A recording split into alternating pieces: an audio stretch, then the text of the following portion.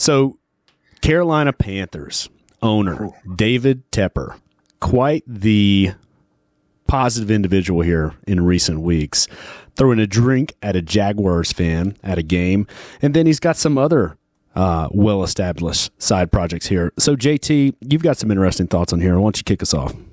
I find it interesting that years has gone by since the NFL finally got to move away from Dan Snyder and the disaster that was the Commanders and the Washington football team ownership.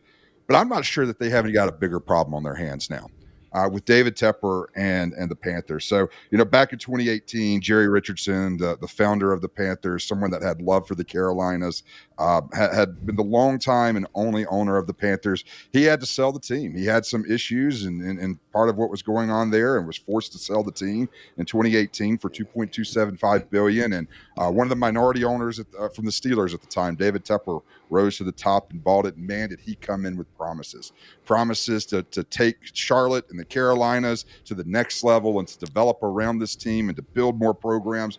And one of the things that he came out with that he announced in 2019 was their new $800 million training facility that was going just down the road there in Rock Hill, South Carolina. Game-changing.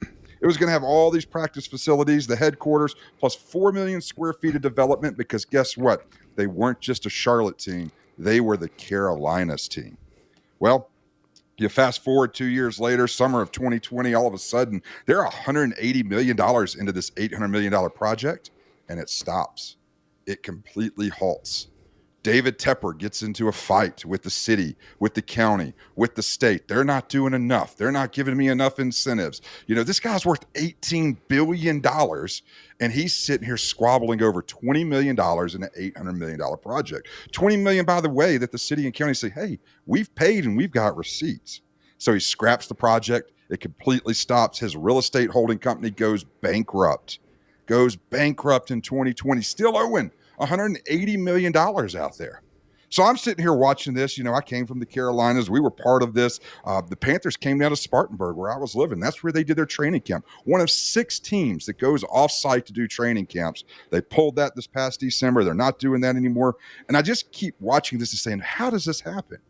How does a team, announced $800 million in investment, get $180 million into it, and they have literally now exploded the concrete, taken down the steel, and raised the site? $180 million gone to waste. Well, now I'm sitting here watching this season play out, because, again, keep in mind, all this happened in 2022. We're still giving the benefit of the doubt to Tepper. We're watching horrible Panthers team, a horrible team. Last year, they traded all their good stock. They sent off DJ Moore. They sent off their good players. They went all in on Bryce Young. Keep in mind, David Tepper's never even had a winning season with the Panthers. And here we see him with locker room explosions, going in and cussing out the team. The team has no confidence in him. He's not inspiring them. He's not doing anything to rally them together. And then you culminate with the drink incident that we saw against the Jaguars. And I'm looking at all of this culmination of facts and saying, why is the NFL being so quiet about this guy? This is your next Dan Snyder. And guess what? At least Dan did his dealings behind closed doors. This guy's doing it front and center and on the camera. He is a baby pitching baby level fits, and he's going to be horrible for the game. He can't even put a team together that makes sense. They're going to have the first pick, but guess who gets it? The Bears. Yep. This is a terrible team. This is a terrible thing for the Carolinas. And this is a terrible thing for the NFL. And guess what? Goodell, other owners, it's time you step up and look, because we can't drag this thing on like you did with Dan Snyder. Yep. Bad owners are bad for football, and David Tepper is a bad owner. David Tepper's on the team for less than 6 years. In that time, the team has gone 30-63 and had 6 head coaches. It's ridiculous. It's absurd. And the problem comes from the leadership at the top and who he surrounds himself in.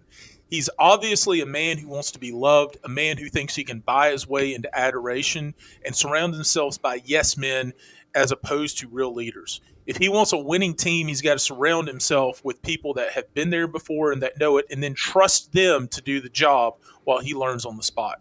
The problem with David Tepper is he's a corporate raider who tried to raid an NFL team and try to buy love, and instead he's done nothing but buy more and more hatred by the Carolina fans. No doubt. Nailed it, Bubba. Nailed it. Nailed it.